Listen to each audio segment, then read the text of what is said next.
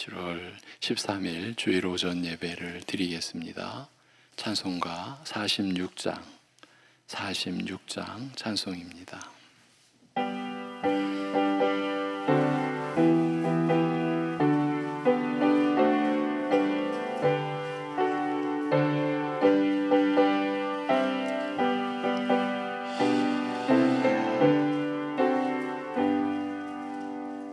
이날은 주님 정하신 참 기쁜 날일세. 온 천하 만민 주 앞에 다 찬송하여라.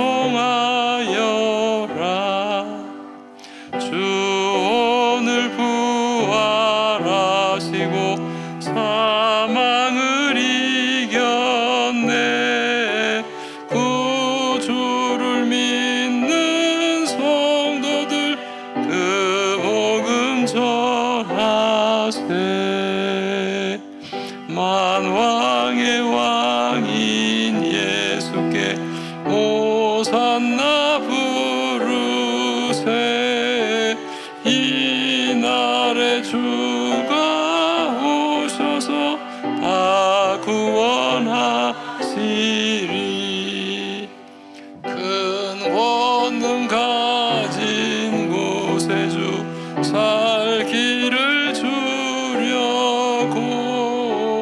온 세상 만민 가운데 다 주 함께 계시네. 이날에 모인 성도들 호산나 부르세. 저 하늘 천군 천사도 다 화답하여라.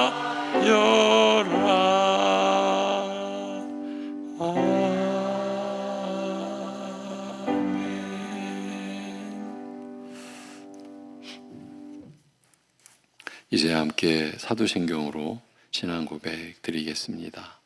전능하사 천지를 만드신 하나님 아버지를 내가 믿사오며 그 외아들 우리 주 예수 그리스도를 믿사오니 이는 성령으로 잉태하사 동정녀 마리아에게 나시고 본디오 빌라도에게 고난을 받으사 십자가에 못 박혀 죽으시고 장사한 지 사흘 만에 죽은 자 가운데서 다시 살아나시며 하늘에 오르사 전능하신 하나님 우편에 앉아 계시다가 저리로서 산 자와 죽은 자를 심판하러 오시리라.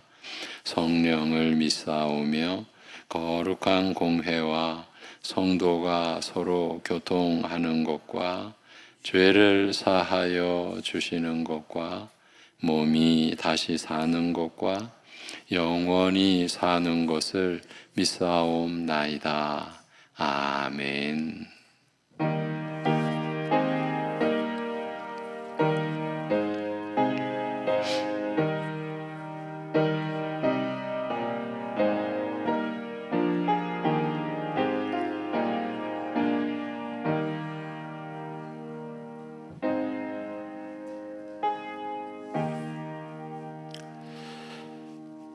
주의 얼굴을 내 죄에서 돌이키시고 내 모든 죄악을 지워 주소서.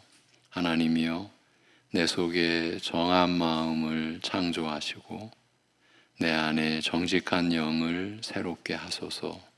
나를 주 앞에서 쫓아내지 마시며 주의 성령을 내게서 거두지 마소서. 아멘.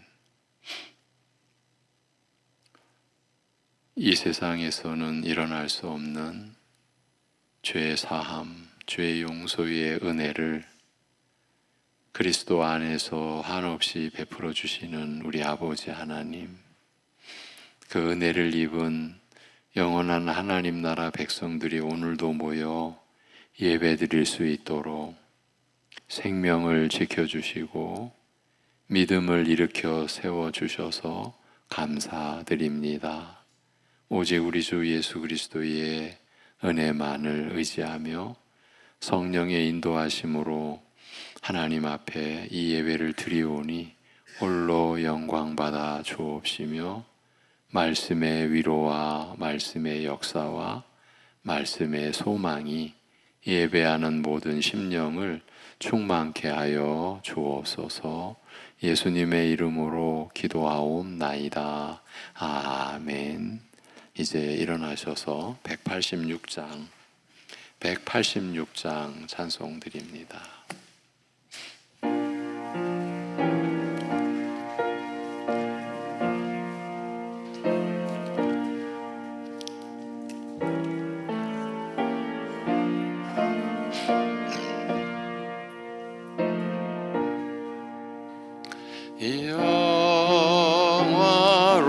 영화로우신 주 성령 나의 마음 비추사 어둠 몰아내시고 밝게 하여 주소서.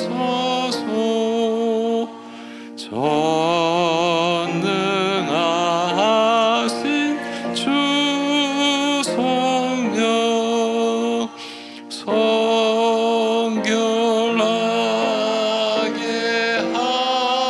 하시고 나의 마음을 살피사 죄를 멸해 주소서.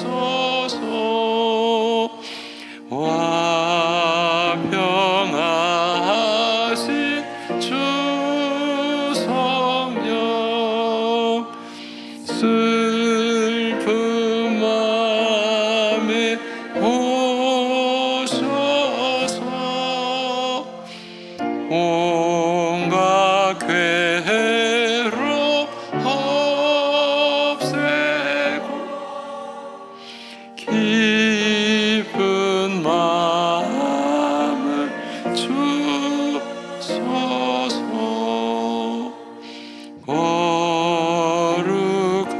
거룩하신 주 성령 나의 맘에 계시사 망령된 일 없애고 홀로 주관하소서.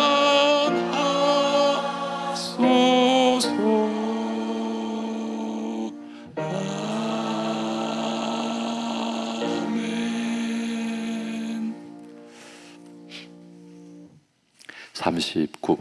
39번 교동문 시편 95편입니다. 오라 우리가 여호와께 노래하며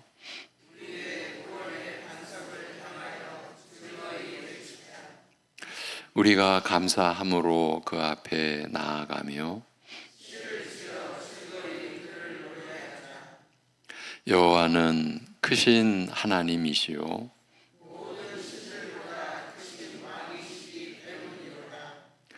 땅의 깊은 곳이 그의 손 안에 있으며 바다도 그의 것이라. 그가 만드셨고 오라 우리가 굽혀 경배하며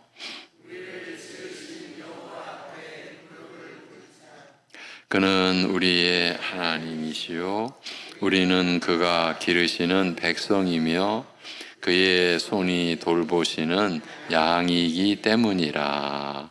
아멘.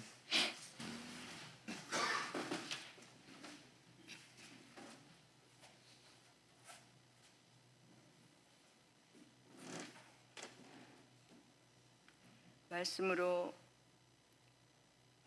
말씀으로 우리에게 구원 얻은 믿음을 특별한 은혜로 주신 하나님 아버지 감사합니다.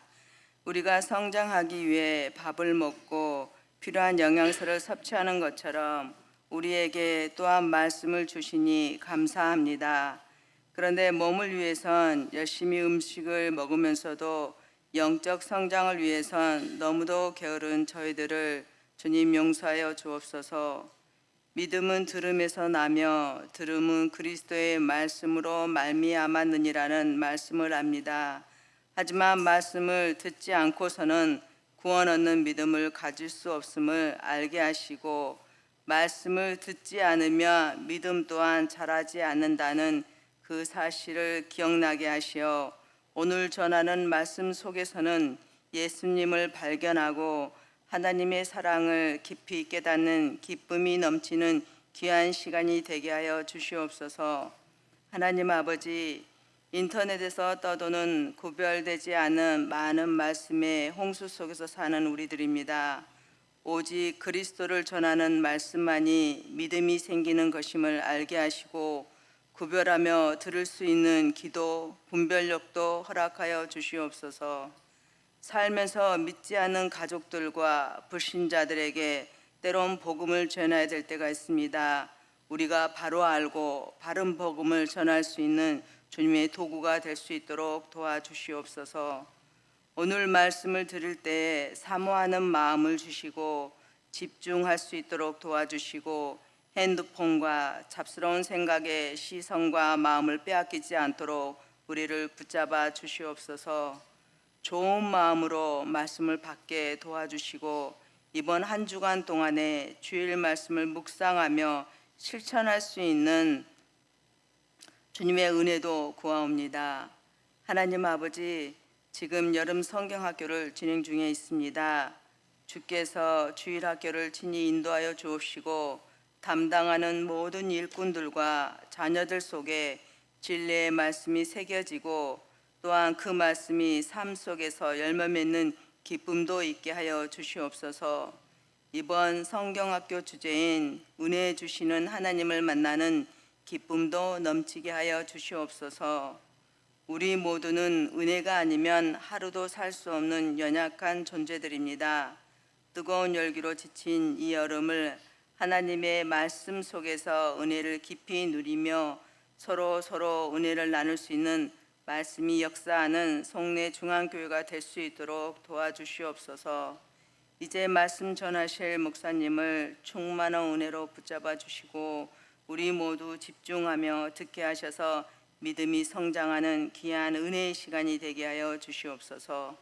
삶 속에서 베푸시는 모든 은혜들 주님 감사드리오며 예수님 이름으로 기도하옵나이다. 아멘.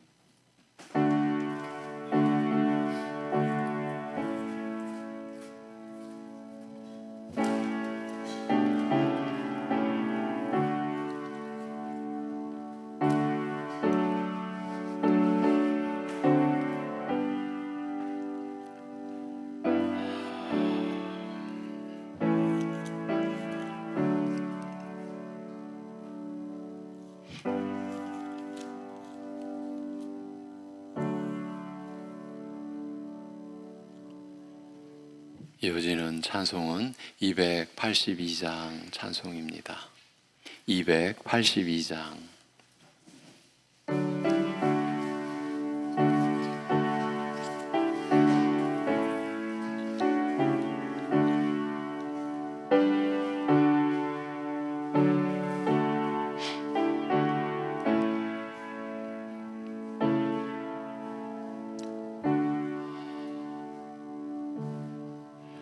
큰 죄에 빠진 날 위해 주 보혈 흘려 주시오 또 날 오라 하시니 주께로 먼저 갑니다.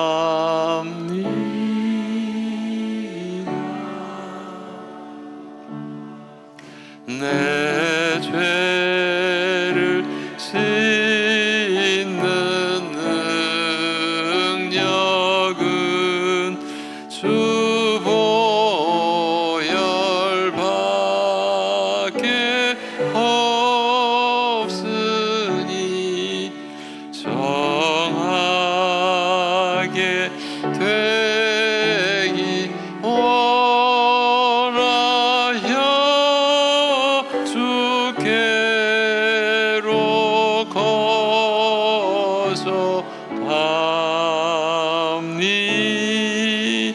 거저합니다. 큰 죄악 씻기 원하나 내 힘이 항상 약하니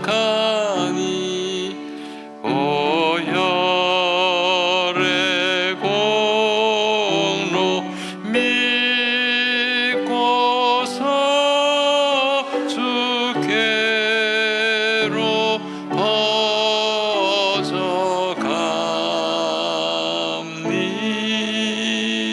거저갑니다. 내 죄가 심히 무거워 구하여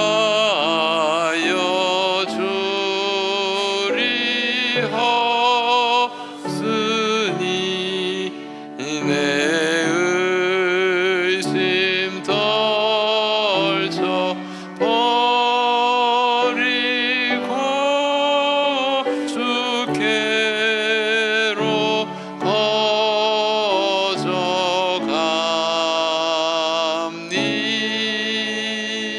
거저갑니다. 죄 용서하여 주시고 내 마음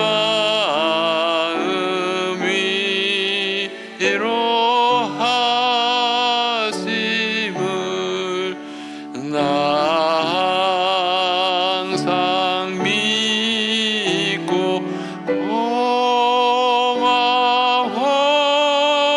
주께로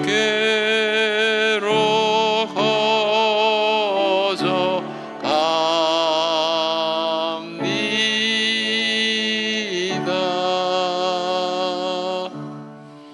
주 예수 베푼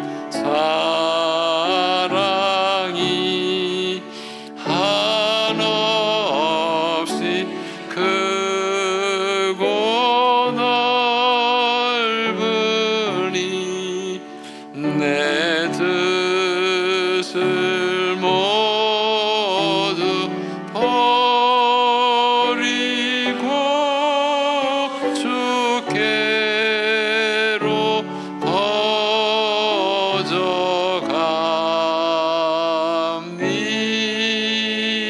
거저갑니다.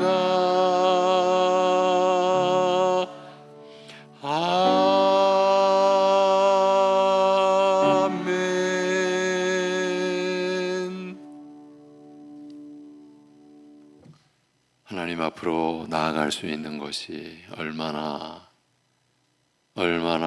놀랍고 복되고 귀한 일인지를 날이 갈수록 더 확인토록 하여 주시고 깨닫도록 하여 주시는 이 모든 은혜의 주가 되시는 우리 아버지 하나님, 오늘도 사랑하는 성도들이 하나님 앞에 예배를 드리며 베풀어 주신 은혜를 기억하면서 하나님 앞에 몸과 마음을 드리듯 감사의 예물을 11조를 구별하고 각자의 감사의 제목을 담고 주님의 나라를 섬기는 믿음으로 선교와 건축과 일용할 양식을 날마다 죄사함의 은혜를 베풀어 주시는 그 주님의 사랑을 기억하며 성미와 주일 예물 또 맥추절 감사절기 예물 하나님 앞에 믿음으로 올려드릴 수 있도록 하여 주심, 이 또한 감사를 드립니다. 하나님 아버지, 우리가 죄뿐인, 그리고 그 죄값인 영원한 사망의 그 어두움뿐인 그런 존재임을 모른 채로 자기 식대로 자기 힘으로 자기 생각대로 사는 줄 알던 그 처지가 영원한 지옥 형벌에 합당한 처지였음을 이제 우리에게 알게 하시고, 그 안에서 우리 스스로 벗어나올 수 없는 어떠한 힘도 지혜도 능력도 우리에게는 있을 수 없는 가운데 오직 하나님의 뜻으로, 그리고 우리의 죄값인 사망을 치르시기 위하여 아들을 그 사망의 자리에 놓으시는 것으로, 그리고 성령을 우리 안에 보내주셔서 우리로 하여금 죄와 허물로 죽었던 영혼이 거듭나서 이제 하나님을 의식하고 하나님을 바라볼 수 있고 하나님이 주시는 믿음을 받을 수 있게 해주신 그 은혜로 우리가 새 사람 되고 새 생명을 가지고 영원한 하나님 나라에 속한 자 됨을 믿도록 하여 주신 이 모든 은혜가 사랑하는 성도들에게 해가 갈수록 날이 갈수록 더 새롭게 깨달아지고 더 깊게 풍성하게 깨달아져서 주님만을 의지하며 결코 세상과 타협하거나 육신의 정욕에 따르지 아니하고 주님의 말씀을 순종하며 주님의 뜻을 사모하고 사랑하며 살아갈 수 있는 우리 모두가 그러한 믿음의 사람들 되게 하여 주시옵소서. 때로는 위험과 위경과 어려움 속에 우리가 처하게 될 때에도 영원전부터 우리를 선택하시고 영원한 하나님 나라의 권속으로 하나님의 자녀로 우리를 부르사 세우신 하나님의 뜻은 변개되거나 취소되거나 사라질 언약이 아니라고 하는 믿음의 굳건히 서서 어떠한 어려움 속에서도 산 소망을 우리 안에 이미 허락하여 주신 그 주님의 은혜 안에서 믿음으로 날마다 주님과 동행하며 어려움 속에서 더욱 주님을 의지하며 주님만을 붙들며 살아갈 수 있는 우리 모두 믿음의 사람들 되게 하여 주시옵소서. 그러기에 오늘도 우리에게 믿음을 주시고 믿음을 세워주시는 생명의 말씀을 받고자 합니다. 주님의 교회 안에 베풀어 주시는 이 생명의 말씀, 진리의 말씀이 오늘도 우리 모두에게 들려지게, 성령 안에서 깨달아지게 역사하는 시간이 되게 하여 주시옵소서. 주 예수 그리스도의 이름으로 감사하며 기도하옵나이다. 아멘. 사도행전 2장 37절에서 38절, 사도행전 2장 37절에서 38절입니다. 회개라는 이 제목입니다. 회개라는 제목으로 말씀을 보시겠습니다.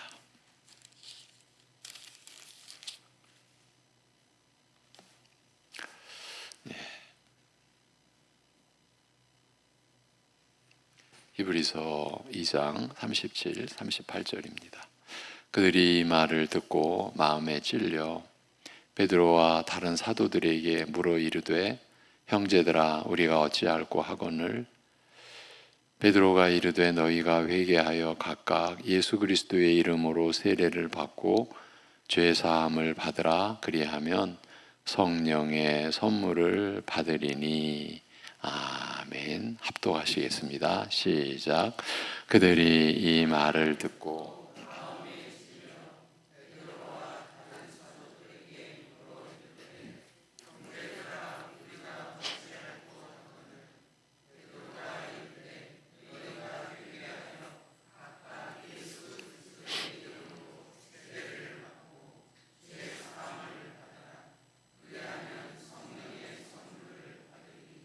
아멘.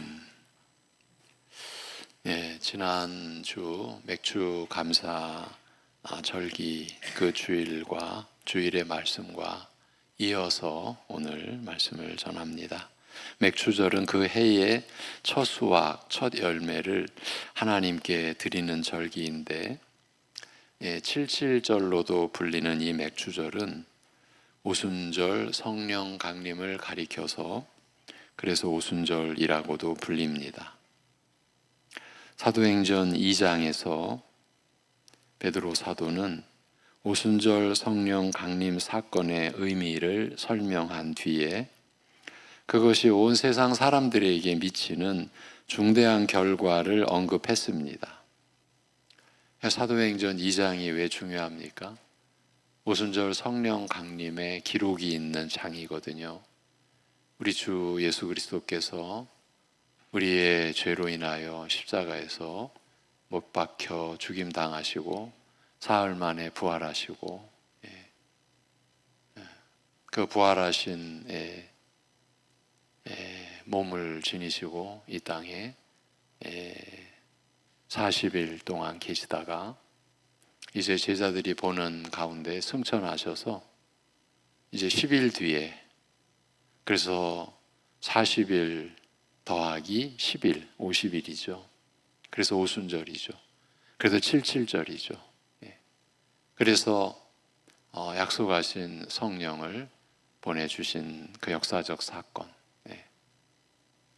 그래서 우리 장로교의 교리는 이제 여러분이 아시는 성육신, 하나님이 사람이 되신, 그래서 우리 안에 오셔서 우리와 영원히 임마누엘, 하나님이 사람과 함께 하시다라고 하신 그 언약을, 그 이루신 성육신을 성령 오심까지도 포함해서 그렇게 우리가 보는 겁니다.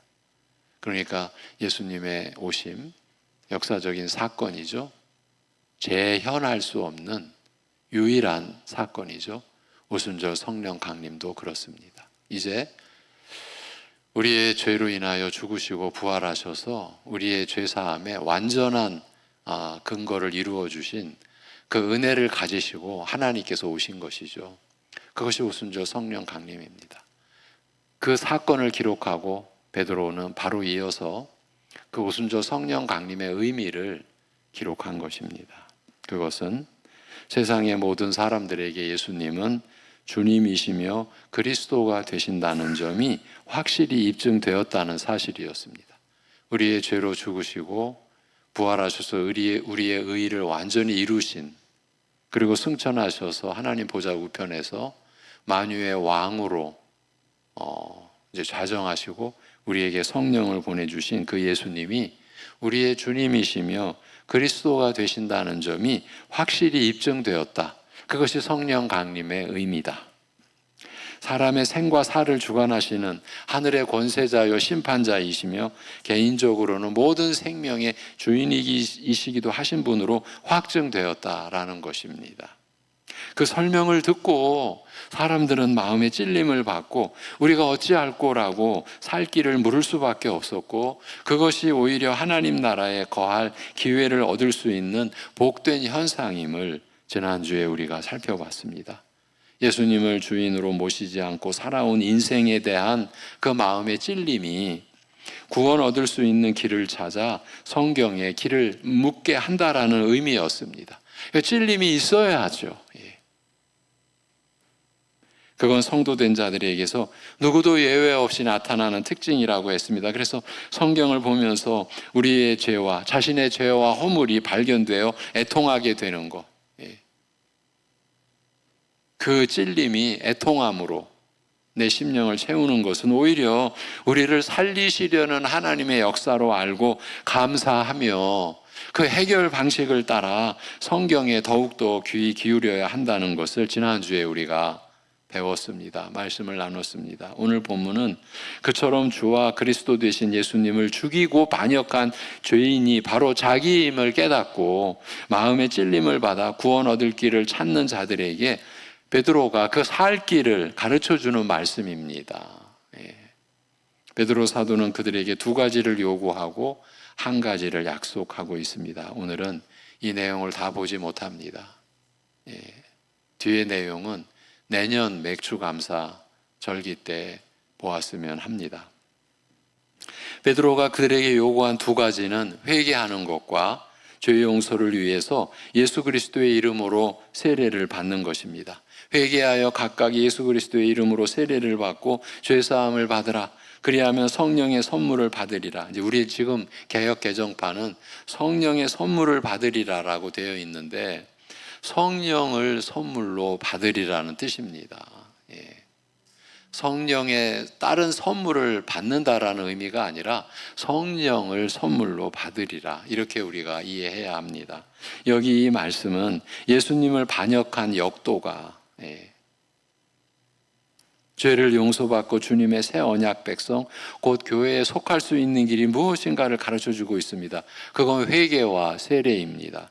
회개는 주님 앞에서의 실제적이고 개인적인 반응이고, 세례는 교회가 공적인 차원에서 회개의 표시로 예수 그리스도의 이름으로 주는 세례를 받는 것입니다. 회개가 개인적이라면 세례는 교회의 공적인 차원에서 시행하는 외적 행위입니다. 물론 이것들이 죄를 사해주는 근거나 공로가 된다는 말은 아닙니다.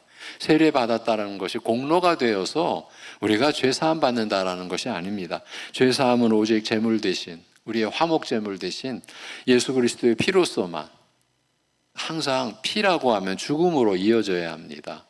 예수님의 죽음으로서만 이루어집니다. 여기서 회개하고 예수 그리스도의 이름으로 세례를 받으라는 말은 구원 얻는 자들에게서 필수적으로 나타나는 현상을 진술하는 것입니다. 그리스도의 피로 죄사함을 받는 자들에게서는 반드시 이 두 가지 현상이 나타난다는 것입니다. 그 첫째가 회개예요. 또한 예수 그리스도의 이름으로 받는 세례입니다. 회개와 세례, 이것이 주와 그리스도 되신 예수님을 말과 행실로 반역한 모든 죄인들이 심판을 면하고 구원을 얻게 되는 증거라는 말입니다. 회개와 세례가 둘 중에 어느 것도 무시될 수 없습니다. 둘 다 구원받아 새 언약 백성이 되는 이들에게서 필수적으로 보이는 중요한 것들입니다. 그러나 구원받는 일에 있어서 회개가 우선되며 기본이 되는 중요한 본질입니다. 오늘은 회개에 대해서만 알아보기로 합니다. 회개한다는 것은 무엇을 뜻하는 것입니까? 여기서는 회개가 무엇인지에 대해 그 자세한 내막을, 그 자세한 말을 하고 있지 않습니다. 참된 회개가 무엇인지에 대해 자세히 알려면 시편 51편 같은 말씀을 통해, 오늘 제가 예배를 인도하며 여러분에게 봉독해드린 그 구절입니다. 이번 주 묵상 구절도 그 구절입니다. 그렇게 시편 51편 같은 말씀을 통해 그 의미를 분명히 해야 할 것입니다. 굳이 회개가 무엇인지에 대해 간단히 말하자면, 예수님을 주와 그리스도로 섬기지 못한 모든 죄에 대해 성경 말씀에 의해 지적받아 심령에 찔림이 올 때 죄사함의 권세가 예수님께 있음을 알고 그 앞에 자기의 죄를 구체적으로 고하며 용서해 주시라고 비는 것입니다. 주님 앞에 기도로 나아가 죄를 고백하고 용서를 구하며 죄에서 돌이키고 주의 뜻대로 살기로 결단하는 것입니다. 이것이 회개, 여기까지가 회개입니다. 사도 베드로는 여기서 주의 백성이 되는 일에 있어서 모든 사람에게 반드시 있어야 하는 요소는 회개와 세례라는 점을 명시하고 있습니다. 누구도 예외 없이 회개해야 한다는 것을 명령하고 있습니다. 이 점을 오늘날 우리 믿는 자들은 그 어느 때보다도 분명히 해야 합니다. 왜냐하면 요즘은 회개 없는 교인들을 양산하는 문화가 일반화되어 버렸기 때문입니다. 이게 교회 안에 지금 형편입니다. 마귀는 많은 사람들을 가짜로 회심시켜 놓고 이것저것으로 사람들을 속이고 있습니다. 마귀가 이 짓을 하는 겁니다. 얼마나 이 짓을 잘하겠습니까? 가짜로 신자를 만드는 거예요. 가짜로 회개했다. 나는 회개했는데 가짜로 회심시켜 놓고 그렇게 사람들을 속이고 있는 것이죠. 세례 받았다거나, 그러니까 요즘에 회개 없이도 얼마든지 구원받았다고 안심시키는 자들이 많이 있습니다. 세례 받았다거나 교회에 다닌다거나 혹은 입으로 예수님을 구주로 고백하는 말만 듣고는 그 자리에서 당신은 구원받았습니다라고 선언해 주는 전도 방식이 오늘날 문화가 되어 버렸습니다. 이미 오래전부터죠. 그러나 성경은 그런 식으로 구원을 선포하지 않습니다. 예수님을 믿겠다고 공언한다라고 해도 회개가 없을 수 있다라고 합니다. 예수님을 믿겠다고 공언한다라고 해도요, 회개가 없을 수 있다는 거예요. 우리 흔히 하는 말로 그냥 입으로만, 말로만, 마음에 어떤 일이 일어나지 않은 채로 변화 없이 그냥 말로만, 입으로만 예수님의 이름을 부르면서 불의에서 떠나지 않으며 하나님을 아노라고 하면서 행위로는 부인하는 이런 자들을 성경은 정죄하고 있습니다. 이런 내용들이 성경에 조목조목 제시되어 있어요. 디모데후서, 디도서 이런 말씀들에서 즉 죄에서 돌이켜 주님께로 향하는 전인적인 돌이킴을 보이지 않는 것을, 죄에서 돌이켜 주님께로 향하는 전인적인 돌이킴을 보이지 않는 것을 회개한 증거로 여기지 않는 것입니다. 물론 하나님은 완전한 것을 요구하시지 않습니다. 공교롭게도 이번 주, 지난주, 엊그제죠, 금요기도의 말씀이 연결이 됩니다. 우리는 일생 동안 공사 중이에요. 주님의 말씀으로 또 고침받고 또 회개하고, 회개했던 죄악도 지나고 보면은 그때 회개한 거는 껍데기뿐이었구나. 내가 더 내면적으로 더 내가 큰 죄인이었구나 깨닫게 되거든요. 이게 모든 신자들에게 일어나는 일이에요. 그래서 바울 사도가 그의 말년에 내가 죄인 중에 괴수입니다. 하나님의 일을 하면 할수록, 하나님 앞에 가까이 나아가면 나아갈수록 온전하시고 거룩하신 하나님 앞에서 비춰지는 자기 자신은 죄인 중에 괴수일 수밖에 없는 거예요. 그래서 그 구절에서 나를 그렇게 하나님이 은혜 주신 것은 나를 본으로 삼으셨다라는 엄중한 무서운 말씀을 하십니다. 무슨 얘기입니까? 저나 여러분이나 생애 말년에는 아버지 하나님, 제가 죄인 중에 괴수입니다. 우리 모두가 그러한 고백으로 하나님 앞에서 육신의 생애를 마무리해야 된다라는 거죠. 그러니까 죄에서 돌이켜 주님께로 향하는 전인적인 돌이킴을 보이지 않는 것을 회개한 증거로 여기지 않는 것이에요. 참된 회개 없이 입으로만 하는 신앙 고백이나 외적인 세례의식을 치렀다라고 해서 그 사람을 구원받은 자로 인정하지 않습니다. 이것이 성경의 기준입니다. 물론 사람은 그 누구도 어떤 사람이 구원받았는지 혹은 받지 않았는지를 알려줄 수 있는 자격이나 능력이 없습니다. 물론 사입이나 이단에서는 있어요. 그런 사람들이. 그러나 우리 교회 안에서는 어느 누구도 어떤 사람이 구원받았는지 혹은 받지 않았는지를 알려줄 수 있는 자격이나 능력이 없습니다. 그건 하나님만이 아시는 일입니다. 우리는 단지 어떻게 하면 구원 얻는지를 가르쳐 줄 뿐입니다. 회개하고 예수 그리스도의 이름으로 세례를 받은 자들이 구원받습니다. 이런 말만 해줄 수 있을 뿐입니다. 사도가 진술한 그대로입니다. 회개는 모든 신앙의 뿌리입니다. 뿌리 없이 나무 줄기와 가지만 있는 것은 모형물이지 살아있는 나무가 아니지 않습니까? 모든 신앙은 뿌리가 든든히 땅에 박혔는지를 확인해야 합니다. 회개가 그 뿌리입니다. 구원은 회개로부터 시작합니다. 회개 없는 신앙은 구원 얻는 신앙이 아닙니다. 우리는 회개 없이 구원을 전하는 모든 교훈들을 멀리해야 합니다. 뿐만 아니라 회개와 비슷한 것에도 속지 말아야 합니다. 회개와 비슷한 것들이 있습니다. 뉘우치는 것과 반쪽짜리 회개를 대표적으로 들을 수가 있어요. 우선 우리는 자기 잘못을 알고 뉘우치는 일이 있어도 뉘우침 그 자체는 회개가 아님을 알아야 합니다. 뉘우치는 것 자체는 회개가 아닙니다. 마음이 찔린다는 것 자체가 회개가 아닌 것과 같습니다. 회개는 찔림받은 마음이 특별한 일을 주님 앞에 행하는 것입니다. 예수님이 죄 사하시는 은혜를 베푸시는 분임을 알고 믿고 그 예수님께 나아가 죄를 직접 고백하고 용서를 청하는 것입니다. 이런 인격적 관계가 성립이 되어져야 하는 거예요. 직접 예수님께 나아가 기도로 그 사실을, 자신의 죄된 사실을 아뢰고 죄 사하시는 은혜를 구하며 기다리는 것입니다. 이 점에 있어서 두드러진 본보기가 되는 자가 바로 가룟 유다입니다. 가룟 유다. 본래 12제자 중에 한 명, 예수님의 12제자 중에 한 명, 예수님을 팔아버린, 은 30에 팔아버린 배도의 대명사죠. 가룟 유다. 예수님을 은 30에 팔아 넘긴 유다는 그 이후에 되어지는 재판 과정을 통해서 예수님이 무죄하신 분이심을 알았습니다.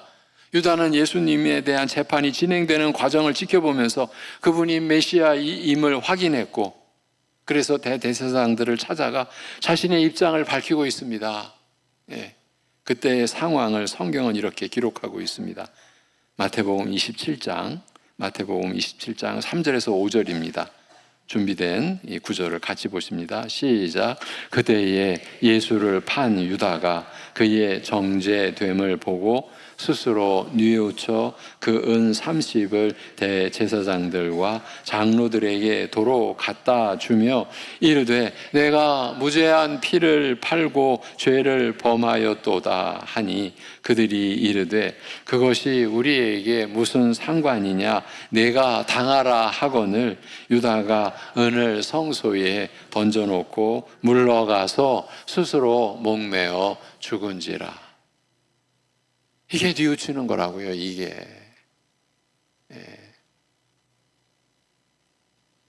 유다는 예수님의 재판 과정을 지켜보면서 자기가 잘못한 것을 알았습니다. 무죄한 자를 팔았음을 알게 되었습니다. 자기가 배반한 예수님이 무죄하신 하나님의 아들로서 죄 없이 죽으신다라는 것을 확인하고 자기 잘못을 알고 뉘우쳤지만 회개는 하지 않았습니다. 3절에서 유다가 회개했다는 말 대신 뉘우쳤다는 말을 사용한 것은 그 점을 부각시키기 위함입니다. 뉘우쳤다는 말은 후회했다는 말과 같은 뜻입니다. 유다는 자기의 배신 행위를 후회하기는 했지만 회개는 하지 않았습니다. 자기 잘못을 깨닫고 유대 관원들에게 돈을 돌려주려고 했으나 저들이 언제 받냐는 듯이 매몰차게 너의 일은 내가 알아서 하라고 하여 거절하자 유다는 은을 성소에 던져놓고 물러가서 목매어 죽었습니다. 이것은 회개가 아닙니다. 뉘우침에 눈물을 흘렸지만 죄사함을 얻는 통해는 아닌 것입니다. 그러면 뉘우치는 것은 무엇이고 회개는 무엇입니까? 내가 잘못했다, 나는 하나님의 아들을 배반했고 반역하는 죄를 지었다라고 스스로 인정하는 것까지는 뉘우침입니다. 회개는 거기서 한 걸음 더 나아가는 것입니다. 무엇입니까? 자기가 반역한 예수님께는 죄사함의 권세도 있는 줄 알고 그 앞에 실제로 나아가 기도함으로 나아가 자기의 구체적인 죄를 고하며 용서를 해달라고 비는 것입니다. 유다에게는 그 회개가 없었던 것입니다. 성경은 유다가 회개하는 은혜를 받지 못하였음을 밝히고 있습니다. 회개하기만 하면 아무리 무서운 죄인이라도 용서하시는 하나님의 은혜와 긍휼을 알지 못하여 자살로 생을 마감해버리고 만 것이에요. 주님께 죄사함의 은혜를 청하는 것까지가 회개입니다. 어떻게 하면 이런 죄까지 용서를 바랄 수 있는가? 염치가 있어야 할 것 아닌가 하는 이런 마음이 사람의 도리만 따지자면 훌륭하게 보일지는 모르지만 하나님 앞에서는 아닙니다. 하나님은 이 비참한 죄인을 위해서 대신 죽임을 당하시고 우리의 죄짐을 대신 져주시는 그 은혜와 긍휼의 길을 열어주셨습니다. 그러니 죄를 고백하고 용서를 구하지 않는 것은 더 큰 죄예요. 하나님께서 아들을 죽이시면서 죄의 용서의 길을 주셨잖아요. 열어주셨잖아요. 그 길을 버리는 것, 그 길을 쳐다보지도 않고 그 길을 부정하는 것, 그게 더 큰 죄라는 거죠. 덧붙여서 여러분의 신앙 생활은 오직 예수 그리스도로 계속 모아져 가야 합니다. 하나님의 이 사람의 제가 입장에서 말을 하겠습니다. 하나님의 입장에서요, 죄인들을 위하여 죽이신 아들을 모독하는 것만큼 하나님께는 큰 죄가 없어요. 아주 간단한 예 하나 들어드릴게요. 여러분 앞에서 늘 말씀을 전하는 말씀의 일꾼인 목사입니다. 제가 하나님 앞에 아버지 하나님, 제가 웬만큼 했죠. 그래도 말씀 그대로 성경 전하려고 좀 노력했죠. 좀 잘 봐주시고요. 제 안에 이런 생각이 있다면요, 그거는 하나님의 진노의 대상입니다. 왜냐하면 제가 구원받은 것도, 이 자리에 서서 말씀을 전하는 것도 완전히 그리스도의 은혜입니다. 그럼 아버지 하나님 앞에서 제가 고백할 건 뭡니까? 하나님 아버지, 그리스도 안에서 제가 받은 은혜는, 제가 여기서 말씀을 전할 수 있는 것도 전적인 하나님의 은혜입니다. 저 같은 것을, 죄인의 괴수 중에 괴수인데 바울 사도가 죄인의 괴수라고 했지만 저는 그보다 갑절에 그런 저 같은 자를 용서해 주시고 구원해 주시고 자녀까지 삼아 주셨고 말씀을 전할 수 있는 직분을 허락해 주신 것, 이건 전적인 은혜입니다. 아버지 하나님, 저에게 공로라는 생각이 일어날까 제일 두렵습니다. 무섭습니다. 제가 목사했다고 누구에게 자랑할까 봐 두렵습니다. 제가 교회 섬기는 그런 직분 감당했다고, 제가 뭐 선교회 일, 무슨 뭐 이단 사이비 관련된 일을 좀 했다고, 총회 뭐 섬기고 뭐 어떻고, 제가 그리고 좀 이상하게 총회나 뭐 선교회나 좀 어려운 일이 있을 때 제가 이상하게 부름을 받았거든요. 모르던 분이 저한테 전화해가지고 교육부에 와서 좀 도와달라. 아니, 나를 전혀 모르는데 왜 나한테 전화하고 노예까지 전화해가지고 그렇게 부탁하고, 저 그렇게 좀 쓰임을 받았거든요. 그런 것들이 어디에 가서 자랑거리가 될까 두려운 거예요. 왜 두렵습니까? 그게 예수님을 훼손시키는 거거든요. 제가 무슨 뜻으로 이런 말씀 드리는지 아시겠죠? 전 교회 안에서 섬기면서 그 직분과 섬기는 것으로 자기를 드러내는 것이 그렇게 두려운 거예요. 왜? 그거는 직접이에요. 예수님의 은혜를 훼손시키는 거라고요. 근데 이러한 말씀이 지금 교회 안에서 대접을 못 받아요. 이런 말씀을 전하면 싫어하고요. 왜 내 자랑거리를 뺏어가니까. 그래서 제발 말씀으로만 가자고 그렇게 여러분에게 하소연하듯이 여러분에게 말씀을 드려온 거예요. 그게 다 예수님을 훼손시키는 거라고, 예수님의 은혜를. 하나님 아버지께는 아들, 우리 위에 죽으시기까지 순종하시고, 여러분, 하나님의 아들이 죽는 것은 천지를 창조하시는 그 시작부터 이미 예정되어 있었던 거고 계획했던 거고요. 이 천지 창조와 이 안에 있는 모든 일들 속에 오직 하나님의 아들의 죽음, 그 죽음만이 해결이고 그 죽음만이 열쇠고 그 죽음만이 복음이고 그 고난만이 인생을 죄사함 받게 해주고 새 사람 되게 해주는 유일한 길, 오직 그 아들의 죽음이거든요. 그걸 아버지께서 결정하셨고요. 아들은 순종했고요. 성령께서는 그 은혜를 우리 각자에게 가져와서 입혀주셨다고요. 이것이 교회 안에서 대접을 못 받는 이 시대가 됐다고요. 이게 지금 교회가 이러고 있다고요. 말씀으로 충분치 않다.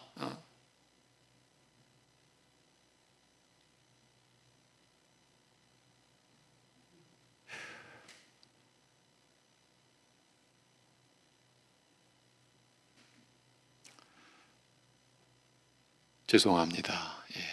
지금 이 목사의 마음입니다.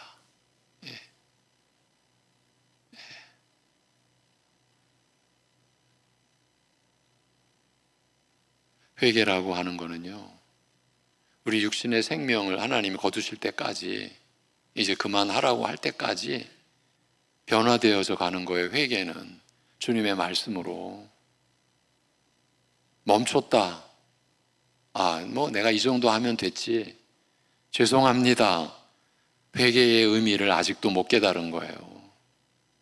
자기의 죄가 어떤 규모인지 아직도 말씀의 비추임에 제대로 지금 자기 자신을 못 본 거예요.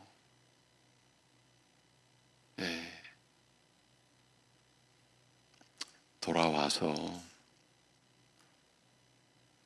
하나님은 이 비참한 죄인을 위해서 대신 죽임을 당하시고 우리의 죄짐을 대신 져주시는 은혜와 긍휼의 길을 열어주셨어요. 그러니 죄를 고백하고 용서를 구하지 않는 것은 더 큰 죄요, 돌이킬 수 없는 결과를 낳는 것입니다. 그러나 유다의 생각과 마음은 여기까지 미치지 못했습니다. 그의 찔림은 후회로 끝나고 말았습니다. 그분에게 비참한 자신을 맡기는 회개에 이르지 못했습니다. 이것은 예수님에게서 죄사함의 은혜를 발견치 못한 자들이 겪는 최종적인 결과입니다. 이런 죄인도 용서하신다는 믿음이 없으면 누구라도 이렇게 망합니다. 유다가 느낀 슬픔의 격렬함이 주님을 3번이나 부인한 베드로보다 못해서가 아닙니다. 그는 자기 죄를 알고 후회하면서도 스스로 무거운 죄를 예수님께 맡기지 못한 것이에요. 예수님이 나 같은 죄인도 용서하시어 구원하심을 받아들일 수 없었던 것이에요. 유다는 예수님이 하나님의 아들임은 알았지만 죄는 맡기지 못한 것입니다. 그는 후회했으나 회개의 은혜를 받지 못하고 멸망에 빠졌습니다. 그러므로 우리는 단순히 뉘우치기만 하는 습관에 머물거나 그 선에서 그쳐서는 아니 됩니다. 주님 앞에 나아가 죄사함의 은혜를 구하는 회개를 반드시 우리 신앙의 뿌리로 갖고 있어야 합니다. 이 회개가 없는 신앙은 그야말로 종교 생활이고 교회 동호회에 지나지 않습니다. 뉘우침으로만 끝나지 않고 회개에 이르렀는지를 반드시 확인해야 하고 그것을 구원 얻는 믿음의 필연적인 증거로 알아야 합니다. 덧붙일 수밖에 없습니다. 주님 가르쳐주신 기도를 가르치실 때 먼저 하나님을 위한 기도를 가르치셨습니다. 그래야 됩니다. 하나님을 위한 기도가 우리 자신을 위한 기도의 바탕이 되기 때문입니다. 하나님을 위한 기도가 이루어지지 않고서는 우리를 위한 기도가 아무 의미가 없는 거죠. 그리고 우리를 위해서 기도하라, 일용할 양식을 구하라고 하셨죠. 그러고 나서 바로 뭐를 기도하라고 하셨습니까? 자기 죄를 위하여, 우리 죄를 사하여 주옵시고, 우리 말로는 우리가 누군가 우리에게 죄 지은 자를 용서한 것 같이, 이것은 원래 뒤에 붙어 있어요. 원래는 일용할 양식을 구하라, 그리고 우리의 죄를 사하여 주시기를 구하라, 이렇게 되어 있어요. 무슨 뜻입니까?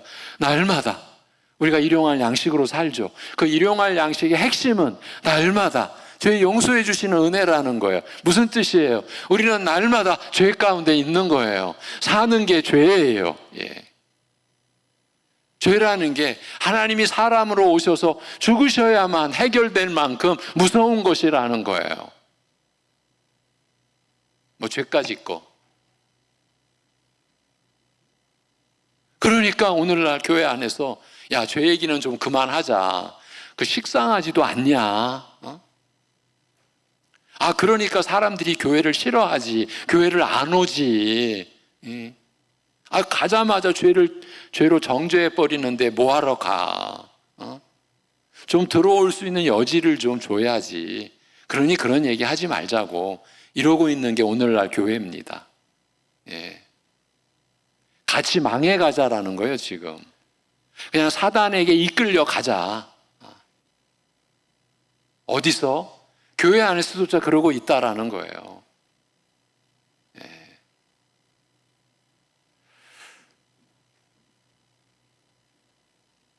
회개가 없는 신앙은 종교 생활이에요. 그냥 교회 동호회에 지나지 않는 거. 뉘우침으로만 끝나지 않고 회개에 이르는지를 반드시 확인해야 하고, 그러니까 날마다 우리가 죄사함의 은혜를 받으며 나의 죄를 사하여 주시기를 구하는 기도로 살아가는 자기 자신을 붙들어야 돼요. 하루도 우리는 죄 없이 여유롭게 살 수 있는 그런 존재가 아니에요. 그래서 그 회개를 구원 얻는 믿음의 필연적인 증거로 알아야 합니다. 그러나 마귀에 미혹해하는 일은 그 후에도 수작을 부릴 수 있습니다. 반쪽짜리 회개로 만족하는 자도 있다라는 것이에요. 자, 여러분, 뉘우치는 거나 이 반쪽짜리 회개나 다 이 신앙의 주권이 어디에 있습니까? 자기 자신에게 있는 거예요. 지금 가룟 유다의 결정적인 것은요, 자기가 뉘우쳤으면 하나님께로 나아갔어야 했죠. 근데 뉘우치는 자기 자신을 자기가 책임져 버렸어요. 자기가 처리해 버렸어요. 그것만큼 무서운 죄가 없는 거예요. 예. 그러니까 자살이라고 하는 것은 자기가 자기 생명을 처리해 버린 거잖아요. 하나님 앞에서 어떻게 보면 최대의 반역인 거죠. 하나님이 우리에게 주신 모든 것이 생명으로 칭해지잖아요. 우리에게 생명을 주신 것이잖아요. 그 안에 모든 것이 담겨 있잖아요. 그런데 이 생명 내 거야. 난 내가 처리할 거야. 이 얘기는 뭡니까? 나는 하나님 당신을 부정해. 당신이 생명의 주인이야? 좋아. 그러면 나는 내 생명 내가 처리해 버릴 거야. 손 못 대지? 내가 내 마음대로 할 거니까. 그러고도 당신 하나님이라고 할 수 있어? 이게 생명을 자기가 처리하는 그 자살에 담긴 영적인 의미라고요. 반쪽짜리 회개도 마찬가지예요. 자기가 이제 중심이 되는 거예요. 하나님 앞에 나아가서 죄사함의 은혜를 구하는 것 같은데도 거짓 회개가 있습니다. 그것을 우리는 이스라엘의 왕 아합의 경우에서 찾아볼 수 있습니다. 아합, 이스라엘의 역사 속에서 가장 악했던 왕, 아예 북이스라엘을 바알 숭배로 도배해버린, 바알과 아세라 숭배로 아예 뒤덮어버렸어요. 그런 아합 왕도 회개의 모습을 보여줄 때가 있었어요. 열왕기상 21장 27절에서 29절을 보시기 바랍니다. 같이 보시겠습니다. 시작. 아합이 이 모든 말씀을 들을 때에 그의 옷을 찢고 굵은 배로 몸을 동이고 금식하고 굵은 배에 누우며 또 풀이 죽어 다니더라. 여호와의 말씀이 디셉 사람 엘리야에게 임하여 이르시되 아합이 내 앞에서 겸비함을 내가 보느냐? 그가 내 앞에서 겸비함으로 내가 재앙을 저희 시대에는 내리지 아니하고 그 아들의 시대에야 그의 집에 재앙을 내리리라 하셨더라. 아멘. 여러분, 반쪽짜리 회개가 뭔지를 오늘 실체를 한번 우리 똑똑히 확인하시자고요. 그래야 됩니다. 우리 자신을 위해서입니다. 이 말씀은 배경 설명이 필요합니다. 제가 좀 시간이 가서 말을 좀 빨리 하겠습니다. 제가 중간에 좀 준비된 내용 외에 좀 덧붙여서 시간을 좀 많이 썼어요. 왜냐하면 우리 예배 뒤에 학생의 예배가 있어가지고 제 마음이 일부 예배 때는 좀 초조하거든요. 예. 배경 설명이 필요합니다. 이 엘리야 선지자의 계속되는 경고와 증거에도 불구하고 끊임없이 배도의 길을 걸어왔던 이스라엘의 왕인 아합이 참 기가 막힙니다. 나봇이라는 자가 갖고 있던 포도원을 강탈하는 사건이 일어납니다. 아니, 왕이 뭐가 부족해서 원래 이스라엘 백성은 한번 가진 기업은 땅은 특별한 일이 없는 한 다른 사람이 가질 수 없게 되어 있습니다. 그러니까 하나님 나라를 영원히 상속받는다라는 것을 다 그렇게 예표해주고 가르치는 그런 법이죠. 그런데 이스라엘 전체를 통치하는 아합이 조그마한 포도원을 갖고 싶었는데 이 나봇이 팔려고 하지 않자 끙끙 앓게 되고 그걸 본 사악한 왕비 이세벨이 당신은 가만히 있어요. 내가 다 알아서 할게요 라고 하더니 나봇과 그 일가족을 누명씌워 다 죽여버립니다. 그 아내 이세벨이. 아합은 그 소식을 듣고 얼른 내려가 나봇의 포도원을 취합니다. 아합은 나봇이 죽었다 함을 듣고 곧 일어나 이스라엘 사람 나봇의 포도원을 차지하러 그리로 내려갔더라. 여러분, 성경이 이런 구절을 낱낱이 기록해 주고 있어요. 왜? 인간이 이렇다는 거, 사람이 이런 죄인이다라는 거예요. 우리가 그런 죄인이다라는 거예요. 그 행실이 여호와 하나님께 읽혀졌고 아합과 이세벨은 둘 다 엘리야를 통하여 죄를 지적받고 하나님께서 내리시는 무서운 심판을 선언받습니다. 여호와의 말씀이 개들이 나봇의 피를 핥은 곳에서 개들이 내 피 곧 내 몸의 피도 핥으리라. 저들이 죽인 나봇의 피 흘린 곳에서. 또 여호와의 말씀이 내가 재앙을 내게 내려 너를 쓸어버리되 내게 속한 남자는 이스라엘 가운데 매인자나 노인자를 다 멸할 것이요. 이세벨에 대하여도 여호와께서 말씀하여 이르되 개들이 이스라엘 성읍에서 곁에서 이세벨을 먹을지니 개들이 그 왕비를 먹을지니. 아합과 이세벨이 다 하나님의 무서운 심판의 대상이라는 말씀입니다. 여러분, 이러한 내용들이 뭘 가르칩니까? 우리의 죄악의 그 심판의 내용, 이런 내용이라는 말입니다. 우리가 이런 끔찍한 죄인들이라는 걸 보여주시는 거예요. 예. 아합은 비록 나봇을 직접 죽이지는 않았더라도 왕으로서, 남편으로서 이세벨의 악행을 막지 않고 그가 불의한 방식으로 탈취한 나봇의 포도원을 갖게 된 것만 기뻐했다는 것은 그 살인을 자신이 한 것과 마찬가지로 취급하시리라는 하나님의 선언 그대로의 모습이었습니다. 예로부터 아합과 같이 그 자신을 팔아 여호와 앞에서 악을 행한 자가 없음은 그의 아내 이세벨이 충동하였습니다. 이런 구절도 있습니다. 그래서 하나님이 선지자 엘리야를 보내서 그의 이런 죄를 지적하게 하셨고 또 그에게 임할 심판을 알게 하신 것입니다. 무서운 재앙이 임하리라는 심판이 선고되자 아합은 깊은 충격을 받았습니다.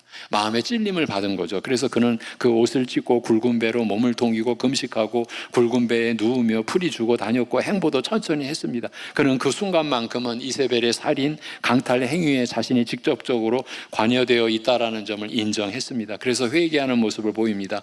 그러자 하나님은요, 그 겸비함을 보시고, 이 아합의 그 겸비함을 보시고, 하나님의 이게 우리로서는 상상할 수 없는 긍휼의 그 마음이죠. 그 겸비함을 보시고 무서운 재앙을 아합의 시대에 직접 내리시지는 않겠다고 하십니다. 그러나 그것은 단지 심판이 연장된 것일 뿐이었습니다. 하나님은 지금 당장은 심판을 내리지 않더라도 아합과 이세벨은 엘리야가 앞서 알려준 대로의 심판을 나중에라도 받게 하셨습니다. 22장에 아합이 그 예언대로 죽어서 병거에 흩어진 그의 피를 개들이 핥아 먹었다고 기록되어 있고, 이세벨은 아합보다 몇 년도 살았으나 열왕기 9장에 보면 개들이 그 시체를 먹으리라는 심판 선언 그대로 이루어진 것을 볼 수 있습니다. 그야말로 잔악한 계략의 주범으로 받을 심판을 무섭게 받고 있는 것입니다. 그들의 궁극적 운명은 달라지지 않았습니다. 왜 그렇습니까? 왜 회개한 것 같은데도 아합은 재앙받는 심판이 완전히 취소되지 않은 것입니까? 그건 그의 회개가 피상적이었기 때문입니다. 참된 회개가 아니었기 때문입니다. 반짝이는 것이라고 해서 모든 것이 금은 아니듯이 겉으로 회개하는 모습을 보여도 참된 회개가 아닐 수 있습니다. 여기서 보인 아합의 회개는 참된 회개가 아닙니다. 반쪽짜리 회개입니다. 마음을 찢는 회개가 아니라 옷만 찢는 것입니다. 여기에서는 아합의 겸손은 마음속 깊이 자신의 죄를 혐오해서가 아니라 재앙받는 것, 곧 그 자체만을 두려워하여 생긴 것으로 그저 피상적이고 일시적인 반쪽짜리 회개에 불과했습니다. 그 이후의 행적이 그것을 증명하고 있습니다. 우선 그가 포도원을 나봇의 상속자에게나 그의 친족에게 돌려주었다는 기록이 전혀 없습니다. 회개했다면 무고한 죄를 죽이고 빼앗은 포도원을 당연히 돌려줘야 했을 것입니다. 그런데 그걸 돌려주었다는 말이 없습니다. 기록이 없습니다. 또한 그 잔악한 계획을 주도한 이세벨을 벌주거나 회개케 하여 모든 죄를 원상복귀시켜 놓게 했다는 얘기도 없어요. 하나님께 대한 예배를 부활시켰음을 암시하는 내용도 없습니다. 더 나아가 22장에 보면 얼마 뒤에 아람 왕과 전쟁을 치르려 할 때는 하나님이 보내신 선지자의 말을 들으려 하지 않습니다. 미가야라는 하나님께 충성된 선지자가 있었는데 그는 늘 자기에게 흉한 일만 예언한다는 것 때문에 그를 미워하고 그의 예언을 들으려 하지 않았습니다. 대신 거짓 선지자 400명을 그 곁에 두고, 그러니까 참된 선지자 1명은 제쳐버렸고요, 거짓 선지자 400명을 곁에 두고 자기에게 아첨하는 말만 듣고 있었습니다. 아합은 자기에게 들리는 말씀이 하나님의 뜻인지 아닌지를 알려고 했던 것이 아니라 자기가 듣기 좋은 말인지 듣기 싫은 말인지를 먼저 따졌던 것입니다. 이런 것이 반쪽짜리 회개하는 자들의 특징인 것이에요. 회개하기 전과 아무것도 달라진 것이 없는 것이에요. 잘못을 돌이키려는 모습이 없습니다. 하나님은 완전함을 구하지 않으십니다. 돌이키려고 노력하느냐, 말씀을 붙드느냐, 이거를 보시는 것이에요. 죄를 되풀이하지 않으려는 열망이 없고 죄로 인한 결과물을 돌려놓으려는 모습이 없고 하나님에 대한 참 예배나 그 말씀을 청종하겠노라는 의지도 보이지 않습니다. 참된 경건은 자기에게 좋게 들리든지 나쁘게 들리든지 하나님의 말씀 자체를 들으려 하는 것입니다. 이것이 하나님 앞에서의 참된 경건인 겁니다. 그러면 아합이 보인 회개의 모습은 무엇입니까? 그 아합이 보인 건 그건 그래서 자기 죄를 깨닫고 죄에서 돌이키겠다는 것보다 벌 받는 것이 무서워서 거짓으로 잘못했다고 비는 교활한 것이죠. 매 맞는 것이 두려워 아픈 척만 하고 적게 맞고서는 돌아서면서 웃음 짓는 아이와 같은 것입니다. 당장의 아픈 것만 면하자는 심산입니다. 아합이 바로 그런 자였습니다. 하나님은 그걸 아심에도 불구하고 심판을 연장하시면서까지 회개의 참모습을 보이기를 기다리셨으나 지금 오늘날 내가 죄 지으면서도 제대로 살고 있네. 하나님이 기다리시는 거죠. 모르실 리가 없죠. 다 낱낱이 보고 계시는 거죠. 예, 여러분, 잠새 한 마리가 땅에 떨어지는 것도 하나님의 뜻 가운데서 일어납니다. 하나님이 다 아시는 일이라는 겁니다. 근데 우리 인생이, 그것도 교인이, 신자가 죄 지으며 사는데 하나님이 모르실 리가 있겠습니까? 근데 우리는 뭐라고 생각해요? 이거 죄 져도 괜찮네. 예. 이 정도 죄는 괜찮은 건가? 아니에요. 기다리시는 거예요. 그렇게 기다리셨으나 아합 그는 계속해서 악인의 길로만 행하였고 하나님은 그에게 결국 심판의 재앙을 내리신 것입니다. 반쪽짜리 회개는 아무 소용없습니다.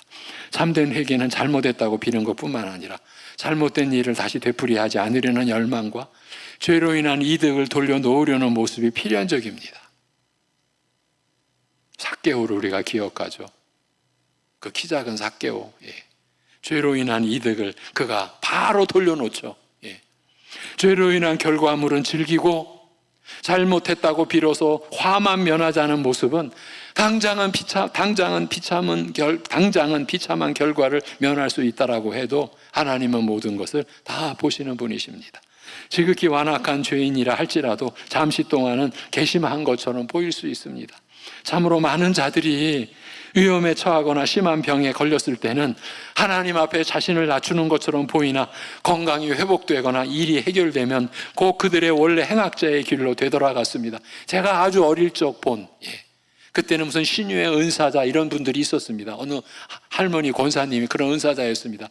평생 온몸에 피부병 그걸로 고통받던 분이 그 권사님에게 기도받고 온몸이 하얀 살처럼 깨끗해졌다고 간증하고 책까지 써냈습니다. 그런데 몇 년 뒤에 그분의 또 다른 이야기를 들었습니다. 또 죄악 가운데로 들어갔습니다. 또 온몸이 그 피부병 가운데서 그런 뒹굴고 있었던 거예요. 많은 사람들이 자신의 건강이 회복되거나 일이 해결되면 곧 그들의 원래 행악자의 길로 되돌아갑니다. 한 번 맞으면 하나님의 진노를 두려워하면서도 죄에서 돌이키려 하거나 그 죄가 주는 즐거움에서 벗어나려고 하지 않는 자들이 많이 있습니다. 하나님의 진노를 두려워하면서도 죄에서 돌이키려 하거나 그 죄가 주는 즐거움에서 벗어나려고 하지 않는 자들이 많이 있습니다. 전혀 그럴 의사가 없는 것이에요. 죄에서 돌이킬 생각은 없이 그저 벌만 안 받으면 좋겠다는 그 의도로 울며 잘못했다라고 비는 교활한 생각이이자 그게 반쪽짜리 회개인 거예요. 우리는 그 둘을 쉽게 구별할 수가 없지만 하나님은 아세요. 그런 자들은 궁극적으로 하나님의 심판을 피할 수 없다라는 것이 아합의 회개가 우리에게 주는 교훈이에요. 이런 일들이 실제로 있습니다. 우리는 참된 회개와 세례로 주님 앞에 설 수 있어야 합니다. 회개 없는 구원을 조심하십시오. 잘못을 알고 뉘우치는 것, 후회하는 것을 회개와 혼동하지 마십시오. 반쪽짜리 회개를 조심하십시오. 자기와 자기 자녀들이 참된 회개로 주님 앞에 섰는지를 최우선적으로 확인해야 하는 일로 삼으시고 그 일을 위해 무엇보다 간절히 기도하시기 바랍니다. 그게 없으면 다른 아무것도 소용이 없기 때문입니다. 기도하겠습니다. 하나님 아버지, 이 말씀이 주님의 몸된 교회 안에 성령의 역사로 받아들여지는 말씀이 되게 하여 주시옵소서.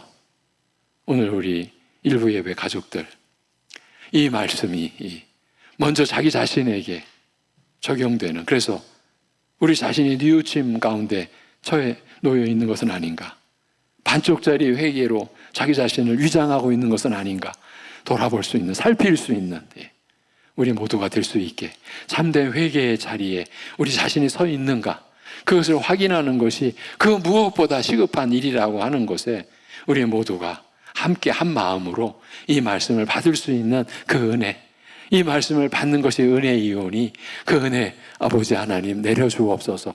그 은혜 허락하여 주시옵소서.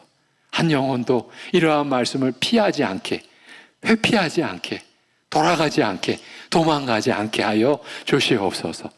이 모든 걸 주님께 의탁하오며 우리 주 예수 그리스도의 이름으로 기도하옵나이다. 아멘. 찬송가 272장 찬송입니다.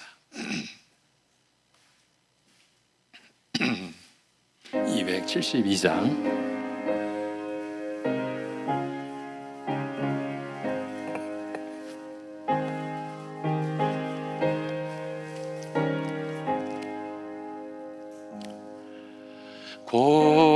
고통의 멍에 벗으려고 예수께로 나갑니다. 자유와 기쁨 베푸시는 주께로 갑니다. 병든 내 몸이 튼튼하고 빈궁한 삶이 부해지며 죄악을 벗어 버리려고 주께로 갑니다.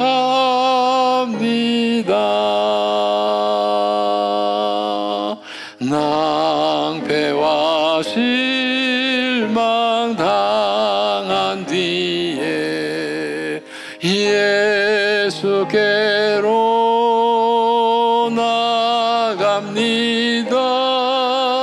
십자가 은혜 받으려고 주께로 갑니다.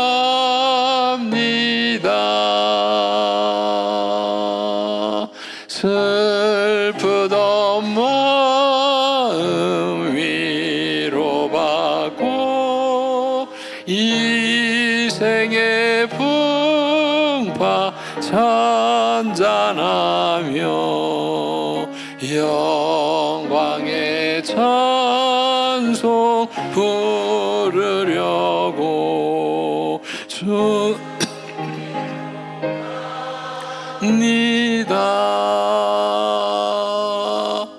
교만한 마음을 내버리고 예수께로 나갑니다. 복되신 말씀 따르려고 주께로 갑니다.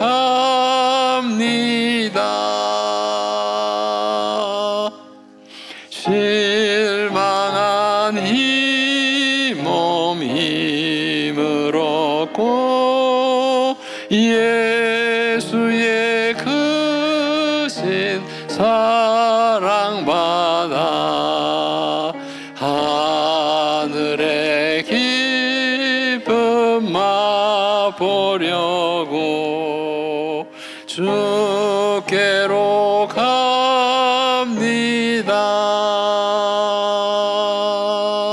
죽음의 길을 벗어나서 예수께로 나갑니다. 영원한 집을 바라보고 주께로 갑니다.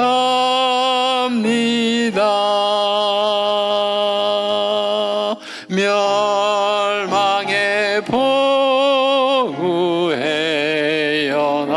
나와 평화의 나라 다다라서 영광의 주를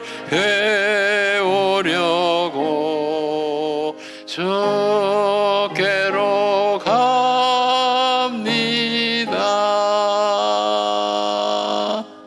아멘. 교회 소식입니다. 오늘 이 2부 예배 후에 재직회가 있습니다. 경기선교여전도 연합회가 14일 내일이죠. 월요일 오전 11시에 상동 21세기 교회당에서 있습니다. 교회에서 10시 30분에 출발합니다. 한나회 기도교실이 15일 화요일 오전 11시부터 12시 본당에서 있습니다. 여전도회에서 참기름과 들기름 구매 신청하신 분들 예배 후 1층 식당에서 받아가시면 되겠습니다. 개편된 홈페이지의 설교 영상을 보기 위한 안내 영상을 구역 및 전도회별로 보내드리고 있으니 참고해 주시면 되겠고요. 혹시 받지 못하신 분들은 구역 및 전도회장이나 교역자실에 문의해 주시면 도움을 드리도록 그렇게 하겠습니다. 네, 한 장을 넘기시면 이번 주는 주사랑교회 서영봉 목사님이 개척해서 섬기시는 주사랑교회를 저희 교회가 섬기고 있습니다. 함께 기도해 주시기를 바랍니다. 진리 안에서 사랑으로 세워지는 우리 교회, 우리 모든 가정을 위해 우리 나라와 민족이 하나님의 사랑으로 보호받고 인도받는 그 은혜를 위해 영육 간의 연약한 교우들을 위해 여러분 함께 기도해 주시기를 바랍니다. 우리 김선숙 우리 안수 집사님, 우리 어르신 집사님 기적의 수술을 마치시고 퇴원하셔서 지금 집에 거하고 계십니다. 그동안 기도해 주셨고 앞으로도 우리 어르신입니다. 위해서 계속 기도해 주시기를 바랍니다. 우리 홍민숙 권사님 지난주에 그 지혈을 여러분께 기도 요청했었는데 그야말로 토요일부터 이번 주 금요일까지 한 주간 동안 그 지혈의 과정을 겪으셨어요. 놀랍게도.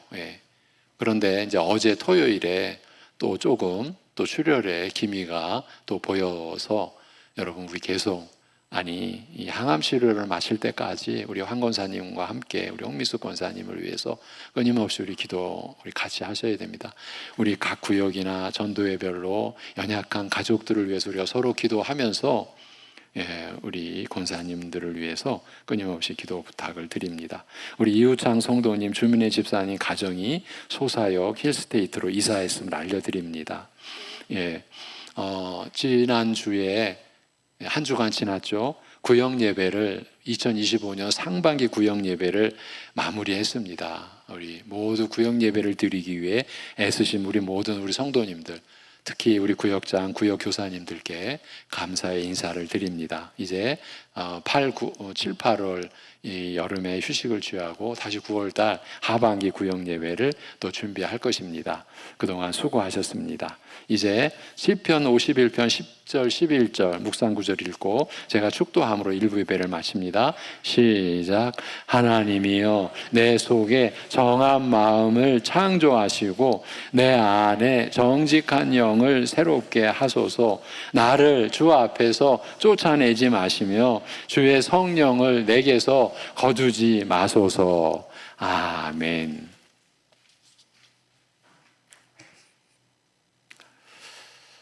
교회의 머리가 되신 우리 주 예수 그리스도의 은혜와 그 아들을 십자가에 내어주신 아버지 하나님의 사랑과 우리 안에 내주하셔서 아들의 은혜와 아버지의 사랑으로 영생을 살게 하시는 성령님의 교통하심이 우리가 주님 안에서 자신의 죄를 깨닫고 회개하고 주님 앞에 죄 용서를 구하며 나아가는 이 오직 유일한 구원의 길에 우리가 인도받았음을 오늘 말씀을 통해 확인해 주신 그 은혜 안에 있는 사랑하는 성도들과 그러나 아직은 온전한 그 회개의 길에 있음에 참으로 마음의 불안과 염려와 그래서 믿음을 구하고 하나님께 은혜를 구하는 모든 이들 안에까지 이제로부터 영원토록 함께 하시기를 주님의 이름으로 축원하옵나이다. 아멘.